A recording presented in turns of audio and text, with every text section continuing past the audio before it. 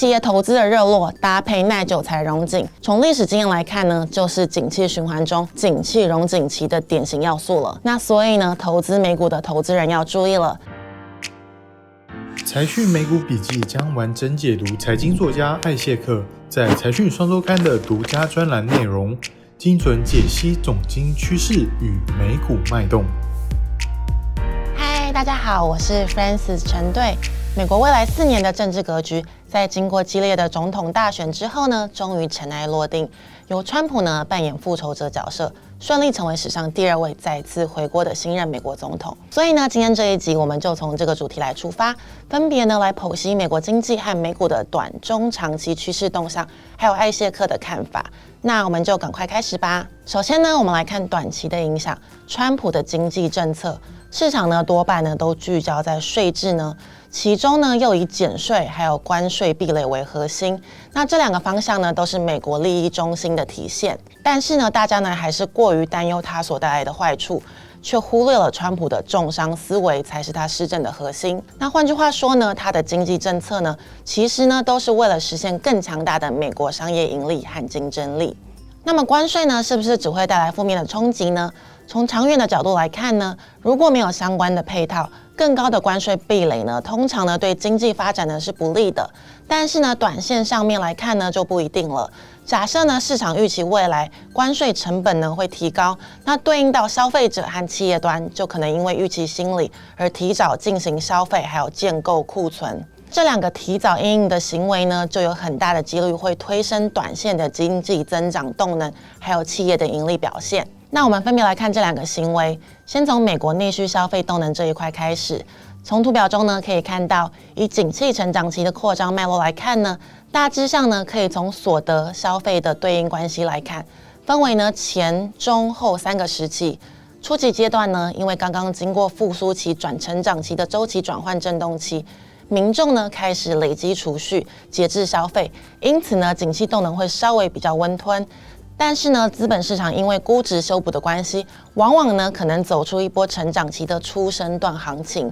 那之后呢，随着景气动能不断的巩固，民众消费心态呢开始转向乐观，就会造就一段的消费透支期，也就是消费呢压过所得增长的情况。那这个时期呢，通常呢也是成长期的主升段。那最后呢，当成长期走到末端，消费和所得端呢都呈现极端强势的增长，但是呢，所得增长再度压过消费增长，代表呢民众消费行为趋于谨慎保守。这个时候，市场的估值因为走到极高的位置，在过度乐观的情况下呢，就容易进入周期的末升段。冲高之后呢，就会转向比较为痛苦的修正格局。那从这个角度来看呢，川普的关税预期如果能在短线拉动美国民众的提前消费行为，那就有很大的几率会一定程度的延长这个主升段的走势。再来呢，我们来看库存这一块，由于经过了2022到2023年的库存削减循环后，美国呢本来就处于新一轮的回补库存周期。那由于2年前呢库存过剩的记忆犹新，大家对于回补库存的行为呢还是比较温和。不过呢，从进口拉货的速度开始明显上升的趋势来看，企业呢已经开始未雨绸缪可能的关税冲击了。那这样的情况呢，有机会在未来几个月不断的强化。除此之外呢，由于川普执政呢更强调国际贸易的公平胜过于自由，所以呢，贸易收支的失衡与否呢，也是增加关税的重要考量因素。那这个呢，在某种程度呢，也会刺激其他出口国适度的增加对美的进口，免得呢成为新政策下的箭靶。所以呢，从美国的出口端来看呢，也有机会受惠于这样的关税预期。也就是说呢，本来就处于低基期的内需消费、库存建构和进出口项目呢，短期上呢将成为美国经济增长扩张的动能。那这对于成长中后段行情呢，将会是一个非常大的利多了。那再来呢，我们来看中期的影响。川普呢之所以要课征关税呢，并不是很多人说的意识形态，而是呢他要进行更大规模减税政策的必要措施。那从目前来看呢，税改呢主要有3个方向。第一呢是企业降税，第2呢是个人减税永久化，第3呢则是废除遗产税。那由于共和党呢顺利夺下2院的主导权，所以税改过关的几率呢将会大幅的提升。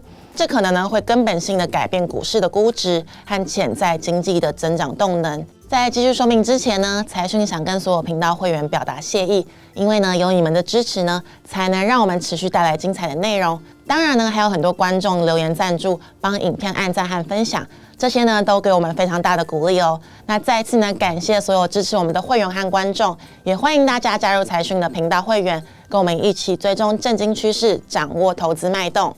那以股市的估值呢和对应的企业盈利水准来看呢，就像我们在前几集分享过的内容，美国的股市呢并没有超涨太多。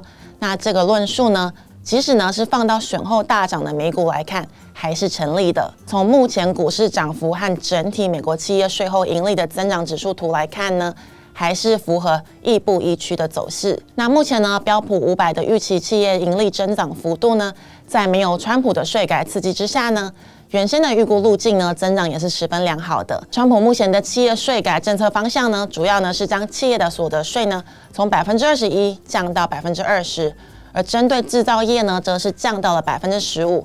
那这将会对企业盈利呢造成很大的影响。第一呢，除了绝对税率的改变将直接增加的利润之外呢，经过新一轮减税之后，美国的税率呢在国际市场上呢将会具有很大的竞争力，可能呢造成供应链的改变。而任何的改变呢，在某种程度上呢，都很容易成为美国新增的投资动能，这将进一步强化美国的经济和企业盈利增长。那第二呢，以前为了要争取更多的政府补贴，还有规避高税率，企业呢有很大的诱因去造就盈利状态不佳的情况。而当政府舍弃补贴，转用减税诱因，将有助于企业进一步的强化它的盈利能力。那一来一往之间呢，就有很大的几率让美国企业展现更大的成长和获利的企图心。那至于个人的税改呢，个人所得税减税的永久化、废除遗产税和小费税等措施，实际上呢和民主党的福利补贴类似，都属于个人实质所得的增加。那对于这个状况呢，如果呼应到我们前面所说的短期影响，也就是成长期的最后一个阶段，个人所得增速再度超越消费增速。那这样看来呢，川普的个人税改将明显提升民众的实质可支配所得，让成长期后期的末身段现象呢水到渠成。归纳短期和中期的川普财经政策影响，不难看出他的政策思考逻辑就是尽可能的呢让生产、投资还有企业和个人利益呢回到美国。那在这样的情况下呢，其实对总体经济呢会产生很大的长线影响。在一个长线生产力的循环中呢，比较高的非住宅的资本投入水准呢，就是巩固经济增长的重要关键了。那在上一次的川普任期，我们可以很明显的看到，川普的新政呢，让美国的非住宅资本投入呢，再创了一个长达3年半的高速增长周期。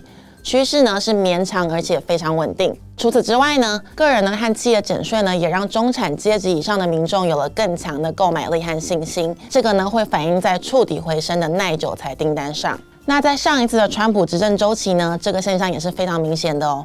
我们可以看到2017年川普上台之后，扭转了奥巴马任内耐久材消费缓步下行的走势。企业投资的热络搭配耐久材荣景，像是车房、奢侈品、服务业和非必需品等等，从历史经验来看呢，就是景气循环中景气荣景期的典型要素了。那所以呢，投资美股的投资人要注意了。极长线来看呢，虽然景气成长期转荣景期必然呢出现阵痛，但是阵痛过之后呢，美股的大多头呢还是会走得更远更长。所以呢，大家不必跟着市场庸人自扰，谨慎持盈保泰的偏多操作，就是投资人迎接川普总统回国的最佳操作守则了。那以上呢就是今天的美股笔记。财讯粉丝们，您认为川普上台之后美股的长期走势是什么呢？ A. 政策加持之下长期多头趋势。 B. 拉高关税将让通膨升温，将出现回档。 C. 不清楚，需要持续观察。